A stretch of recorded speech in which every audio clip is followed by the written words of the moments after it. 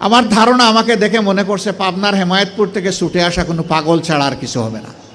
আপনাদের মতো মানুষেরা আমাদেরকে মানুষ বলে না, বলে আমরা সুইপার, বলে আমরা মেথর। ছোট লোকদের পক্ষ থেকে আমি তোমাদের কাছে ক্ষমা চাই। ওই ময়লার ভাগাড়ের কাছে হাজির হলাম, ততক্ষণে একদল লোক যারা এই ময়লাগুলা বেলচা দিয়ে ডাম্পিং ট্রাকে উঠিয়ে শেষ করেছে, এখন বেলচা ছুঁড়ে ওখানে ফেলে দিয়েছে। তাদেরকে গিয়ে সালাম দিলাম, 5 জন লোক, আসসালামু আলাইকুম, জবাব দেয় না, মুখের দিকে তাকায়। আবার সালাম দিলাম, আসসালামু আলাইকুম, এবারও জবাব পেলাম না, আবারও মুখের দিকে তাকায়। এরপরে বললাম, কি ভাই আপনাদের মধ্যে কি কেউ মুসলমান আছেন? একজন ভীষণ রাগ করে বলল, আমি শুধু মুসলমান না, বাকি ওরা তো সব মুসলমান, তো জবাব দেয় না কেন? বললাম কোনো সমস্যা নাই, আবার সালাম দিচ্ছি, আসসালামু আলাইকুম। এবার সবাই সমস্যারে জবাব দিল, ওয়ালাইকুম আসসালাম। জিজ্ঞেস করলো, আপনি কে? বললাম আপনাদের জাতি ভাই। আপনি কি সিনেমা করতে আসছেন? আমার এই চেহারা দেখে মনে হয় যে আমি সিনেমা করতে আসছি। কয় না, তা তো মনে হয় না, কিন্তু আপনার কথাবার্তায় তো এরকমই মনে হচ্ছে। তো আপনি কেন আসছেন? আমি বললাম আপনাদের হাত ধোয়াইতে আসছি। ওই শুনেন, আমরা গরিব মানুষ, আমাদেরকে নিয়ে উপহাস করবেন না। আমি বললাম আল্লাহর কসম আমি উপহাসও করতে আসি নাই। তাইলে আপনি আমাদের হাত ধোয়াবেন কেন? আমি বললাম তোমরা সমাজের হাত ধোও, একটা দিন অন্তত তোমাদের হাত ধোয়াই। কই আমাদেরকে ছেড়ে দেন, আমাদের অনেক কাজ, বুঝতে পারছি না আপনি কি জিনিস। আমি বললাম যে আমি বড় শক্ত জিনিস, হাত না ধোইয়া তোমাদেরকে ছেড়ে দেব না আমি। রোদের মধ্যে ঘামতেছে, একজন রাগ করে বললো, এই দে, ওনার এত শখ জাগছে, দে হাত দে, আমারটা আগেই দিচ্ছি।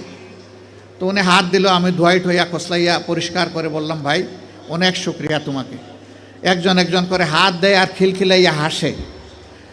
আমার ধারণা আমাকে দেখে মনে করছে পাবনার হেমায়েতপুর থেকে ছুটে আসা কোনো পাগল ছাড়া আর কিছু হবে না। হাত ধোয়ানো শেষ। এবার আমার 2 সঙ্গীকে বললাম যে একটু খাবারের প্যাকেটটা দেন। বললাম না না, এগুলো লাগবে না। বললাম কেন লাগবে না ভাই? তোমরা তো চাওনি, আমি খুশি হয়ে দিচ্ছি, একটু নিবা না? জি না জি না জি না, এগুলো আমি বললাম যে বলো তাইলে কোনটা থেকে খেতে হবে, আমি আগে খাই একটু, তারপরে নিয়ে যাও। তখন একজন বলে তাইলে ঠিক আছে দিয়া দেন। আমি বললাম হ্যাঁ, দুনিয়া অনেক কিছু ঘটে। হাতে নিল, নেওয়ার পরে একজন একটু দীর্ঘ শ্বাস ফেলে বলল, তাহলে আমরাও মানুষ। আমি বললাম কেন এই কথা বললেন কেন?